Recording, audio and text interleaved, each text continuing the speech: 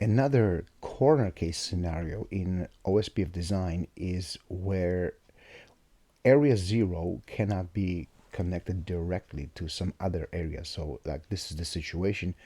Let's just say for the time being we cannot connect area 0 or redesign this network. We need to connect it as it is. So we would have area 4 now connected to R3, but R3 is not ABR. R3 is connected to ABR. Here R1 is the ABR connecting area 0 to area 2.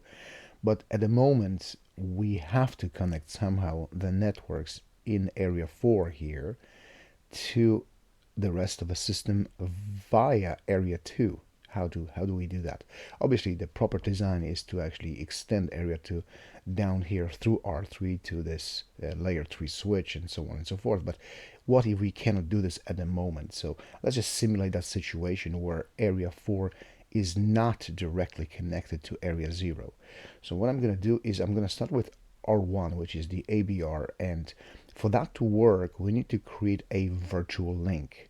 Virtual link in OSPF is a connection of one router to ABR over a transit area. So in my case, the transit area is area 2, which will be connecting area 4 to area 0. We need to extend the area 0, and that extension is called a virtual link in OSPF. For that to work, area 2 must not be any type of stub area. So let's jump to R1 and verify what's configured there first. For area 2, I'm going to do show run section router OSPF. And area 2 is NSSA as per previous configuration, so I need to remove that first. I need to make this area a normal area. So I'll say no area 2 NSSA and do show run section router OSPF.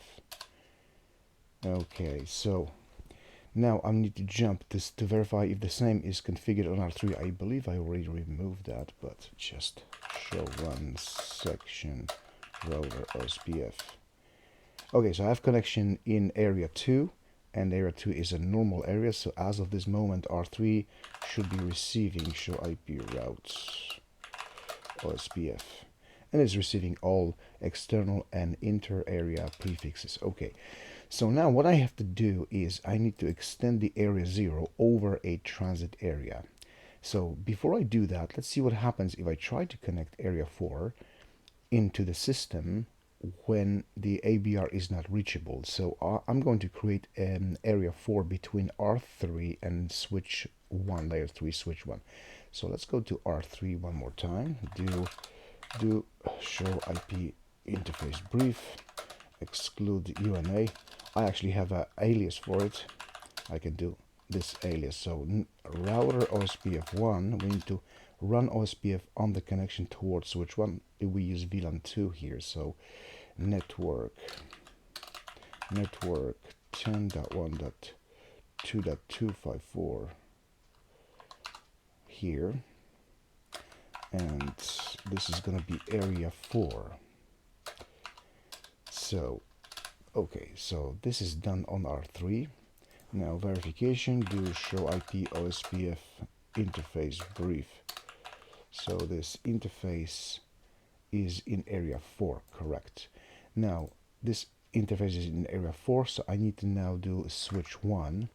And on switch 1, what I'm going to do show IP protocols. I think there's no currently any routing running, no.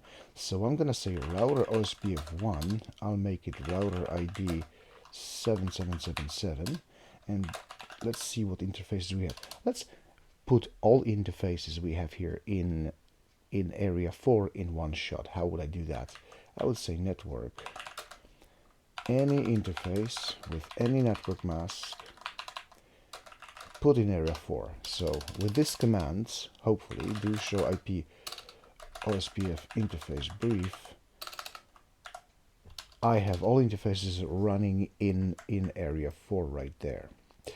Cool. So now at this point, show IP OSPF neighbor, all seems to be working fine. We have a full state between R3 and ourselves, and everything is running. However, since we are disconnected from area 0, if I look in the show IP route OSPF, there's nothing there.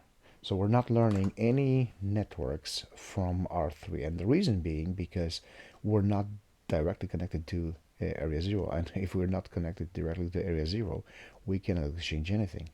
So we need now to connect the switch 1 to area 0 somehow, to make a connection towards the R1 ABR. So the configuration now is going to be done between R1 and R3. The area 2 will become transit area, and the virtual link will be extension of area 0 and making things work. So let's do that. So let's jump to R1 first. Maybe clear my terminal here. And area 2 is going to be called transit area. Will have a virtual link, and the virtual link connection, if you do question mark, is ID of a router that is a neighbor. So in my case, that the neighbor is going to be R3. This is where we create this virtual link over the transit area. So it's going to be 3.3.3.3, and I'll have to do the similar configuration on R3. So in this case, area 2 is transit area. We'll have virtual link here towards 1.1.1.1. Yeah, there we go. So now we came from loading to full. Loading is done. So let's verify if everything is working still on R3. And we have all those networks. And now we're learning networks in intra area from switch 10.1.7 is switch 1. So it seems like it's now working. So if I do repeat my command here, I'm receiving all the links. Obviously, this is not an optimal design, but if there's a need to create that situation in real life, a virtual link can be created between two routers extending area 0 over a transit area.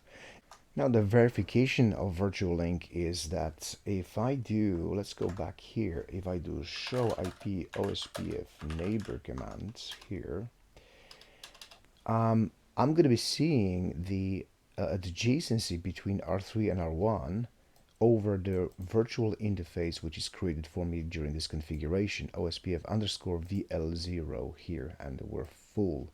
There's no DR-BDR built between those two, because that virtual link is a point-to-point connectivity, and point-to-point connectivity in OSPF in this particular type of network, we don't select DR and BDR. Another command that is useful is show IP OSPF virtual links.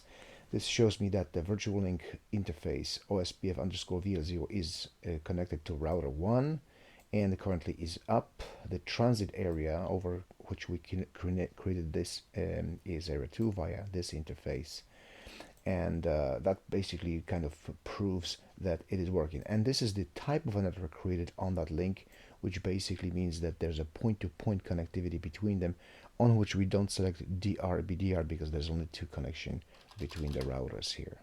So that is the verification of how the virtual link is operating in OSPF over transit area. In the next scenario, I'll have even more complex situation and see how this can be handled using the same method.